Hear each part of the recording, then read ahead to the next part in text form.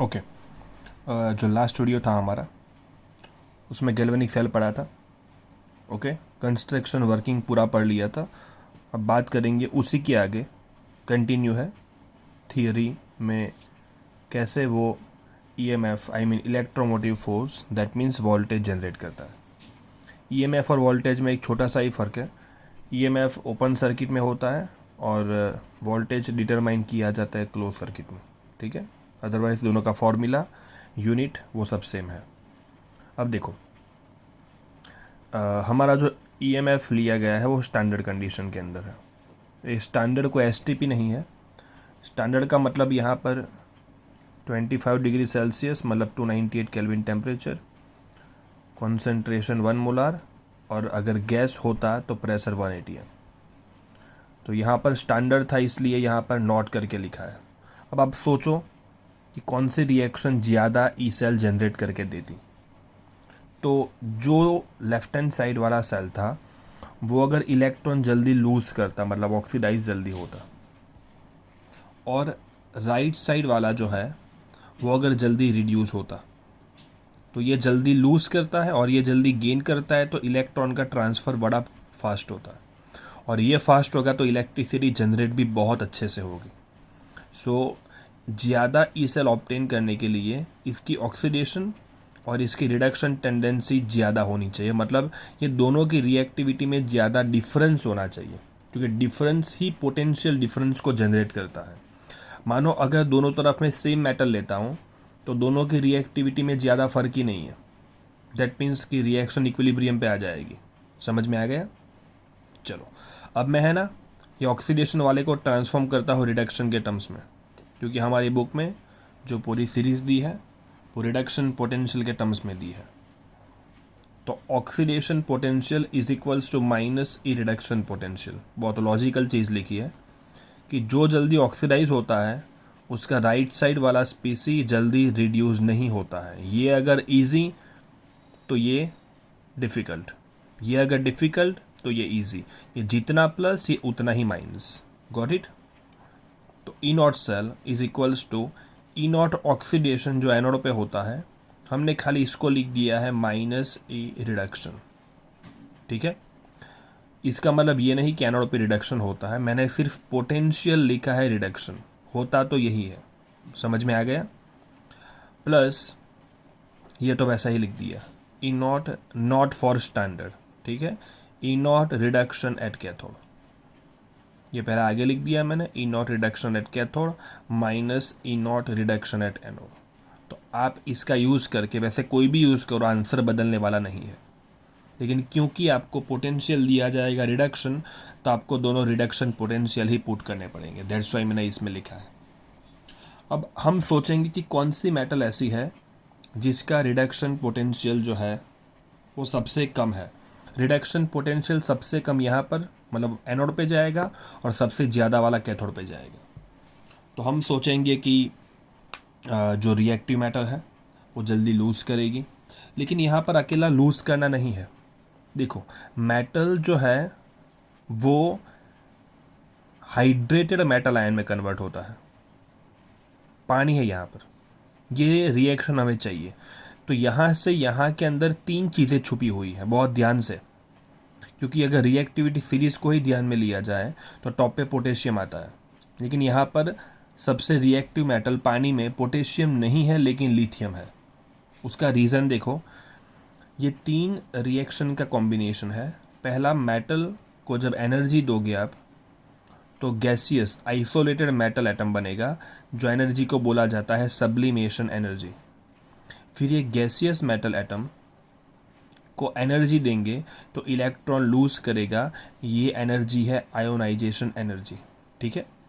और ये metallic ion जो है वो पानी के साथ इंटरैक्ट करेगा तो हाइड्रेटेड मेटल आयन बनेगा, हाइड्रेशन एनर्जी है। ये चाहिए मतलब ये प्लस होगी, ये भी चाहिए मतलब ये प्लस होगी, लेकिन ये होगी माइनस। हाइड्रेशन हमेशा माइनस होती है, ठीक है। चलो, तो सब्लिमेशन करने के लिए इसकी साइज़ बड़ी चाहिए। आयोनाइजेशन भी फेवर तब करेगा जब साइज़ बड़ी होगी, लेकिन हाइड्रेशन तब ज़्यादा होता है आपने केमिकल बॉन्डिंग में पढ़ा है कि हाइड्रेशन ज़्यादा नेगेटिव तब होता है जब मेटल आयन की साइज़ या किसी की भी साइज़ छोटी हो। सो लिथियम भले ये हार्डली देता है, लेकिन यहाँ पर इतनी ज़्यादा एनर्जी लिबरेट करता है कि इसको कॉम्पेंसेट कर देगा। मतलब उसकी एक्सोथर्मिसिटी ये एंडोथर्मिसिटी से बहुत ज़्यादा है। दैट्स वाई सबसे इजी अगर ये चीज़ कोई कर लेता है तो पोटेशियम नहीं है, वो पोटेशियम ये दो अच्छे से कर लेता है, लेकिन यहाँ पर उसकी गाड़ी स्लो हो जाती है। जबकि लिथियम जो है ये पूरी प्रोसेस को बड़ी आसानी से कर लेता है। ठीक है, सो सबसे इजीली मेटल से हाइड्रेटेड मेटल आयन में कौन कन्वर्ट करता है अपने आप को? लिथियम। ठीक है, लिखा है मैंने, लिथियम सॉलिड से hydrated lithium ion easiest process है। दैट मीन्स कि लिथियम एक्वियस सोल्यूशन में बहुत जल्दी ऑक्सीडाइज करता है। ऑक्सीडेशन की ईज सबसे ज़्यादा है, मतलब रिडक्शन की ईज उल्टा सबसे मुश्किल है। मतलब इसका रिडक्शन पोटेंशियल इनॉट Li+2 Li का वैल्यू सबसे ज़्यादा नेगेटिव है। समझ में आ गया? ये लिखा है, वो टेक्निकल चीज़ें है। ऑक्सीडेशन जल्दी होना तो ऑक्सीडेशन की ईज ज़्यादा, मतलब ऑक्सीडेशन पोटेंशियल ज़्यादा तो रिडक्शन पोटेंशियल कम। ओके, तो जब रिडक्शन पोटेंशियल का वैल्यू कम होता है तो आप कौन कौन सी चीज़ें प्रेडिक्ट कर सकते हो? तो भाई मेटल बहुत रिएक्टिव है, जितना नेगेटिव पोटेंशियल उतना ही मेटल ज़्यादा रिएक्टिव। पानी के अंदर बात चल रही है, एक्वियस यहाँ पर पूरा सॉल्यूशन के बेस के ऊपर है, क्योंकि इलेक्ट्रोकेमिकल सेल और इलेक्ट्रोलाइटिक सेल दोनों में इलेक्ट्रोलाइट्स आता है। समझ में आ गया? सो जितना नेगेटिव पोटेंशियल उतना ही मेटल रिएक्टिव, पहली चीज़। दूसरा, मेटल रिएक्टिव का मतलब क्या होता है? मेटल इलेक्ट्रॉन जल्दी लूज़ करेगी तो खुद को करेगी ऑक्सीडाइज। तो खुद को अगर ऑक्सीडाइज करती है तो can we use it as reducing agent? बिल्कुल, क्योंकि रिड्यूसिंग एजेंट यूज़ करने के लिए खुद का क्या करना पड़ता है? ऑक्सीडेशन करना पड़ता है। ठीक है, सो मैंने यहाँ पर आपको याद करने के लिए पूरा यहाँ लिख दिया है कि रिएक्टिविटी ऑफ मेटल, मतलब रिड्यूसिंग प्रॉपर्टी जो है वो डिपेंड करती है inversely proportional to RP. RP का मतलब है रिडक्शन पोटेंशियल। आपको बहुत हेल्प करने वाला है, कभी भी मत भूलना इसको। पूछते हैं, मैंने एग्जांपल लिया भी है, देखो 4 मेटल ABCD है जिसके पोटेंशियल्स आपको दिए गए हैं।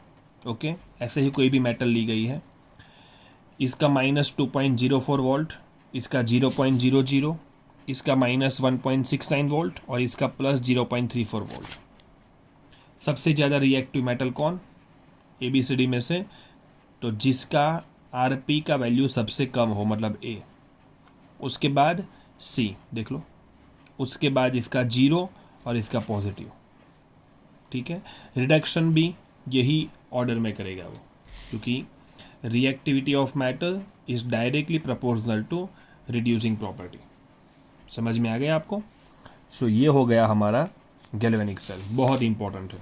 ठीक है, सो आपकी बुक में जो EMF सीरीज दी है उसमें देखना आप, लिथियम का रिडक्शन पोटेंशियल सबसे कम है और फ्लोरीन का रिडक्शन पोटेंशियल सबसे ज़्यादा है। मतलब फ्लोरीन और लिथियम को मैं कनेक्ट करता हूँ तो I am going to get maximum voltage. सबसे ज़्यादा EMF तब मिलेगा जब ऑक्सीडाइज और रिड्यूस होने की टेंडेंसी रिस्पेक्टिवली सबसे ज़्यादा होती हो।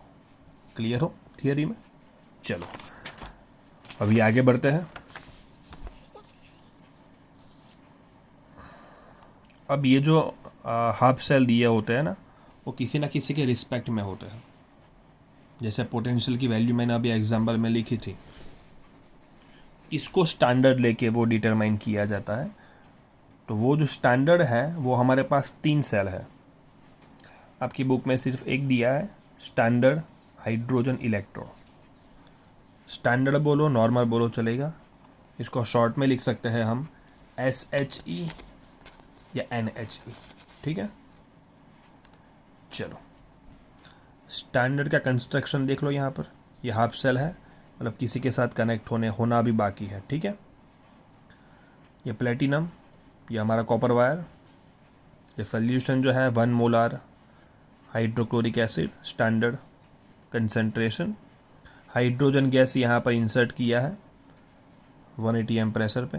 ओके, ये पोटेंशियल इसका कितना है हाइड्रोजन का, 0 है रिडक्शन पोटेंशियल। अब इसका क्या होगा ना, हमें नहीं पता है। देखो गैल्वेनिक सेल जो है उसके अंदर एनोड पे कौन जाता है, जिसका रिडक्शन पोटेंशियल कम हो। गौर से, एनोड पे वो जाता है जिसका रिडक्शन पोटेंशियल कम हो, और कैथोड पे वो जाएगा जिसका रिडक्शन पोटेंशियल ज़्यादा हो। तो हाइड्रोजन का तो 0 है, तो इसके साथ मैं जिसको कनेक्ट करता हूँ उसका आरपी अगर ज़्यादा है तो वो कैथोड या एनोड, और अगर उसका आरपी कम है तो वो एनोड ये कैथोड। हमें तो नहीं पता है ना, हम दोनों लिखेंगे। तो अगर ये एनोड बना तो ऑक्सीडाइज होगा। ऑक्सीडाइज कौन होता है, hydrogen gas. Hydrogen gas electron lose करेगा। अब प्लेटिनम क्यों लिखा है, तो ये हाइड्रोजन प्लेटिनम, प्लेटिनम के ऊपर हाइड्रोजन एड्जॉर्ब्ड रहता है, तो इसलिए लिखा है हाइड्रोजन प्लेटिनम या platinum hydrogen. Platinum hydrogen electron lose करके यहाँ बताया गया है H+ में कन्वर्ट करता है अपने आप को। ठीक है, शॉर्ट में लिखा है हाइड्रोजन का pressure 180 M, H+ concentration 1 molar. और अगर रिडक्शन होता है तो पूरा रिवर्स कर दो, H+ कॉन्सेंट्रेशन जो है 1 मोलार, ये रिड्यूस करके अपने आप को हाइड्रोजन में कन्वर्ट करेगा। ठीक है, ये पूरा उल्टा कर देना है, कुछ नहीं है। ठीक है ना, चलो देख लो। कंस्ट्रक्शन और रिएक्शन सिंपल चीज़ है, लेकिन इसकी कुछ लिमिटेशंस है। लिमिटेशंस ये है कि हाइड्रोजन गैस को 180 एम प्रेशर पे रखना बड़ा मुश्किल काम है, बिकॉज लाइटर गैस है। दूसरा, H+ कंसंट्रेशन 1 मोलार मेंटेन करना बड़ा मुश्किल है, क्योंकि हाई कंसंट्रेशन है तो गैस HCl गैस का एस्केप होने के चांसेस बहुत होते हैं। और प्लेटिनम मेटल जो यहाँ पर यूज़ होती है वो बहुत जल्दी पॉइजनिंग कर लेती है बाय ट्रेसेस ऑफ इम्प्योरिटी। तो we have to make sure कि यहाँ पर इम्प्योरिटी जो है वो बहुत कम है या नहीं है।